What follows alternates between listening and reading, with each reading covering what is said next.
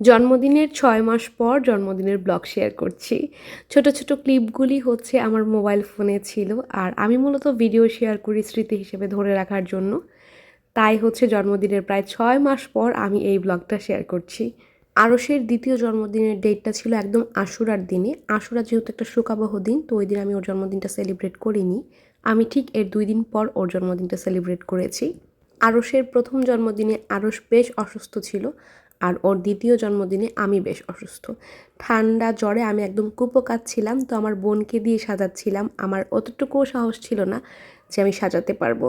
তো দারাজ থেকে একটা বার্থডের কম্বো অফার নিয়ে এসে ওইটা দিয়ে হচ্ছে সাজানো গোছানো হয়েছে বারান্দায়। আর এরই মধ্যে আমার একটা পার্সেল চলে এসেছে। আমি এরকম ছোট সাইজের ৬টা সসার অর্ডার করেছিলাম। এগুলি খুবই ছোট। আমার কাছে ছবিতে আরেকটু বড় মনে হয়েছিল। কিন্তু যখন সরাসরি রিসিভ করলাম, এটা ছবি থেকে মানে আমার এক্সপেকটেশন অনুযায়ী খুবই ছোট।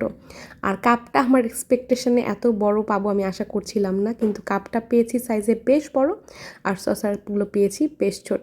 আর আমার পার্সেল আসলে তো আরশ একদম খুব খুশি হয়ে যায়। ও পার্সেল ওপেন করা মাত্রই দৌড়ে চলে আসবে যে কী এসেছে দেখার জন্য। তো এইদিকে হচ্ছে আমার বোন সব কিছু রেডি করে ফেলেছে, আর আরশ তো একদম মোবাইল নিয়ে হাজির। ও হচ্ছে আমাকে দেখে আমি এরকমভাবে ভিডিও শ্যুট করি, তো ও হচ্ছে আমার পুরনো ফোনটা নিয়ে এরকম শ্যুট করা শুরু করে আর বলে যে মা দেখো আমি ছবি তুলছি তোমার মতো।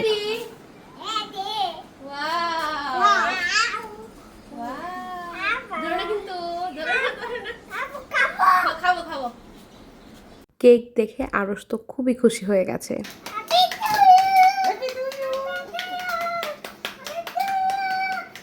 আর ও নতুন নতুন হচ্ছে হ্যাপি বার্থডে টু ইউ বলা শিখেছে, যদিও বার্থডেটা হচ্ছে মিসিং চলে যায়। ও একসাথে অতটা লম্বা বাক্য বলতে পারে না, বাট ও খুবই উচ্ছ্বসিত ছিল আর খুবই খুশি।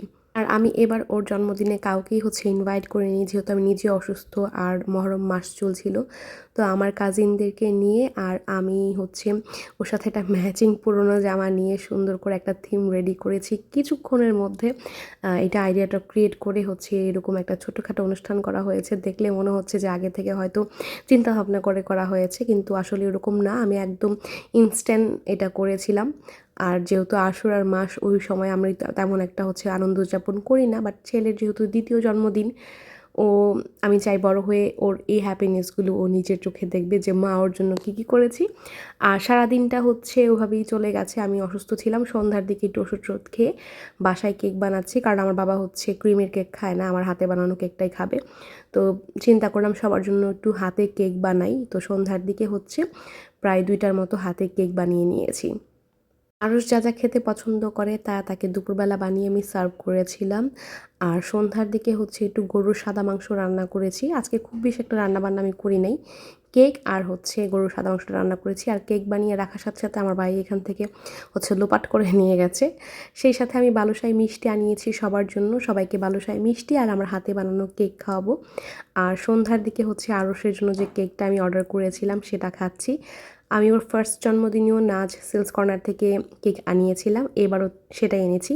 ওদের কেকটা হচ্ছে ব্রাহ্মণবাড়িয়াতে সবচাইতে বেস্ট একটা কেক যদি হয়ে থাকে হচ্ছে ওদেরটা, আমার এ পর্যন্ত টেস্ট করা।